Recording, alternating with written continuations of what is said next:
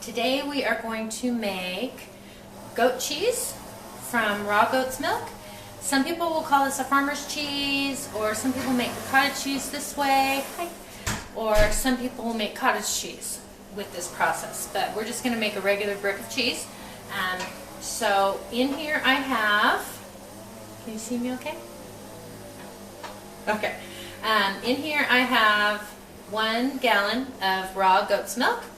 And so we're going to go ahead and bring that to a boil, stirring constantly so it doesn't scorch or get a nasty crust on the top. The other ingredient that we'll need is half a cup of vinegar. You can use apple cider vinegar or regular vinegar. If you want to give your cheese a little bit different flavor, you can use lemon juice or lime juice, but I'm just using plain vinegar today. That's what I have on hand. So we're going to go ahead and bring this to a boil, and then when it does come to a boil, I will show you the next step. I'm not sure how well you can see this, but I wanted to show you right before it comes to a boil, it starts to get foamy. Your milk will start to get foamy. Can you see the bubbles on the spoon? So when you start seeing this, you know it's going to start boiling any minute.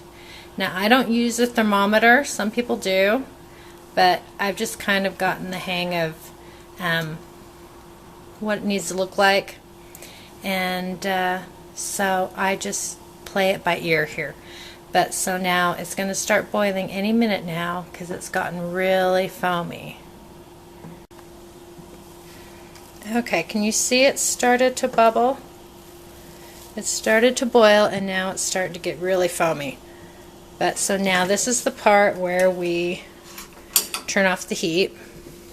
I'm going to turn off the heat, let it die down a little bit. Sorry about that. And now we're going to add our half cup vinegar. And we're going to give it a couple stirs to incorporate the vinegar in there. And can you see the curds forming? See that in there? The curds?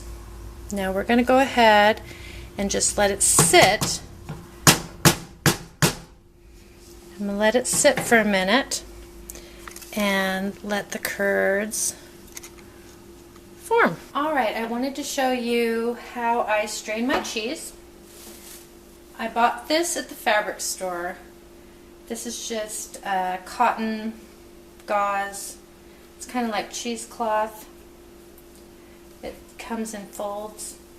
And this is what I use. I cut it in sections, and I take 2 sections and I open them up, and then I just put them in my colander that I have in a great big stainless steel bowl. So, and that is what we're going to drain our cheese in. So let's go get our curds. We've got our pot with our curds and whey in it.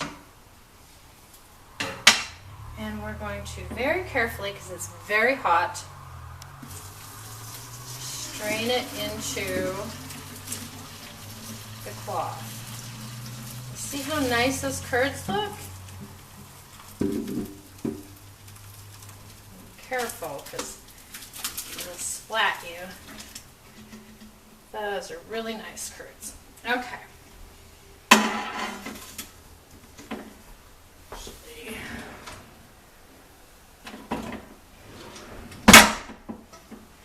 Okay, so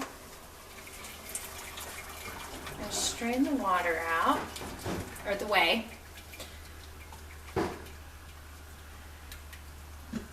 And now there's a lot of uses for whey. I'm not going to save it today because I've been making a lot of cheese and I have a lot on hand. And so it's just going to go down the sink.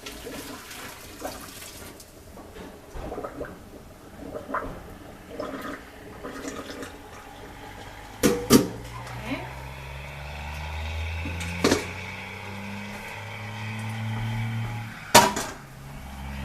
Now at this point, if you were going to make cottage cheese, you would just take this and hang it, let it drip for a while till it stops dripping. And then if you want it creamy, you can add some cream into it, some salt, whatever you want. If you want ricotta cheese, you're going to do what I'm going to do here, but you're going to leave it broken up. We're going to put it into a mold and make it into a block cheese though. So what I'm going to do is I'm going to just gently press on my cheese and get all the excess whey out. Well, actually, not all the excess whey. I leave just a little bit in to make it go into the mold tighter, to press together better. So I leave just a little bit of moisture in there. And so I just take my spoon and kind of mix it around, press it down, and you can hear the whey dripping through. Be careful not to tear your cloth though, because it is pretty fragile. So, and I kind of flip it around, just keep working it, getting all that extra whey out.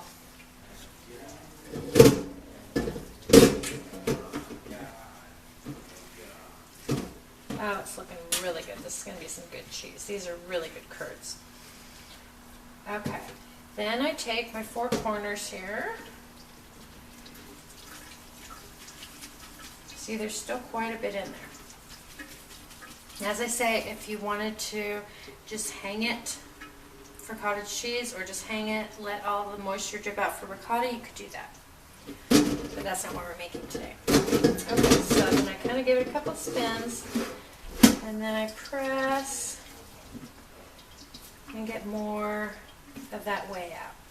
And the more you get out, it's not clear anymore. It's kind of milky looking, milky white looking.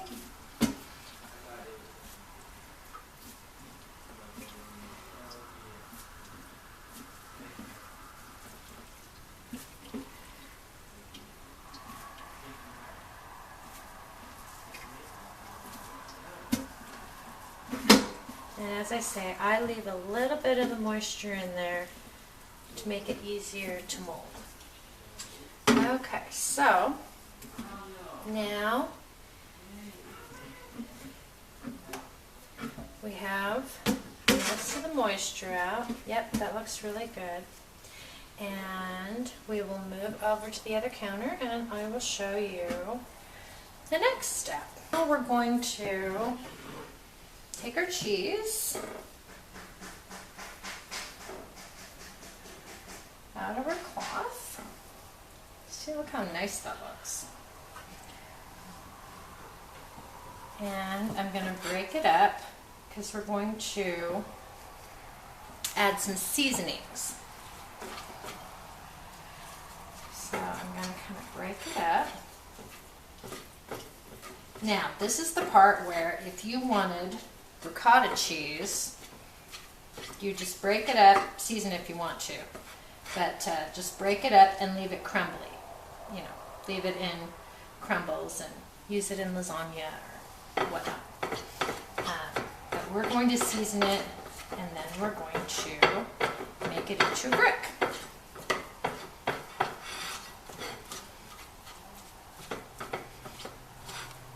Okay, so as I said earlier, we're going to make basil garlic cheese. So this is sweet basil. I don't have any fresh right now. And I do about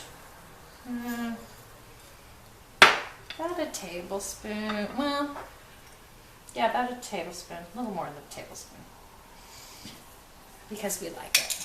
And it goes really well with the tomato soup, the basil. And then we do, I don't know, about that much garlic salt. I know I'm wearing different clothes and it's a different day because my camera died before the end of my video, so we're just going to do the final steps of the video that I started the other day. Okay, so you can buy a cheese mold to mold your cheese.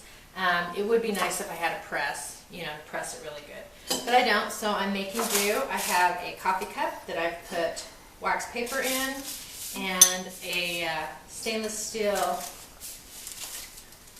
bottle here that I use, that fits inside, that I use to press it down. So,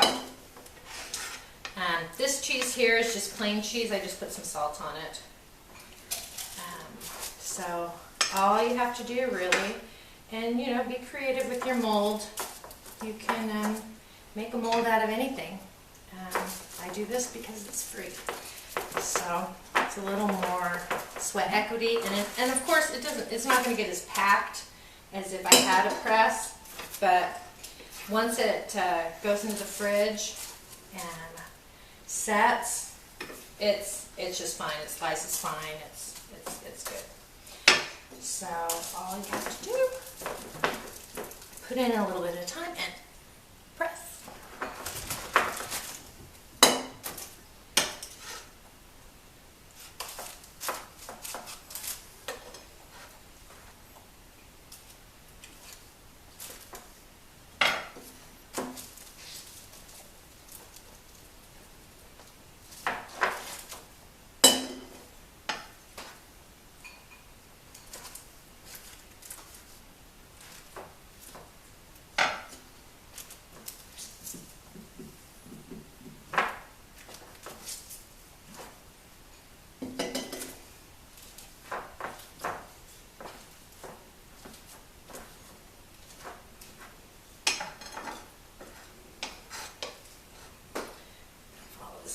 In there. You press harder.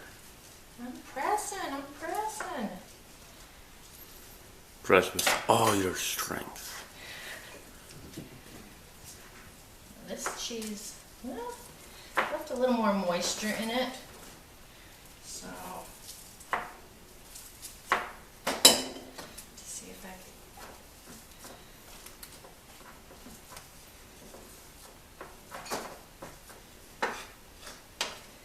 Well, that's okay. Anything that doesn't fit, I just eat.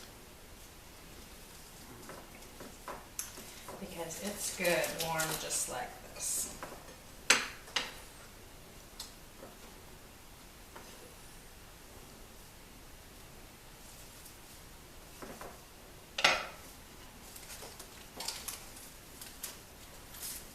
Yeah, it's not going to be pressed very good. That's okay though. So as you can see, it fills up my coffee cup, which I've weighed it, and it's about a pound of cheese. So 1 gallon of milk, 1 pound of cheese. So then, purpose of the wax paper is to make it easier to get it out of your makeshift mold. And there you have your cheese. Now see, as I said, if you had a press, it would, you know, be much smoother and there wouldn't be any gaps. But this sets up really nice in the fridge, and it's really, really good. So really, really simple. So as you can see. So go ahead and make some cheese. Let me know how it turns out for you, what kind of spices you like to use in yours. If this is helpful, you like it, you know, click like, subscribe, and all that good stuff. And thanks so much for watching. You guys have a great day.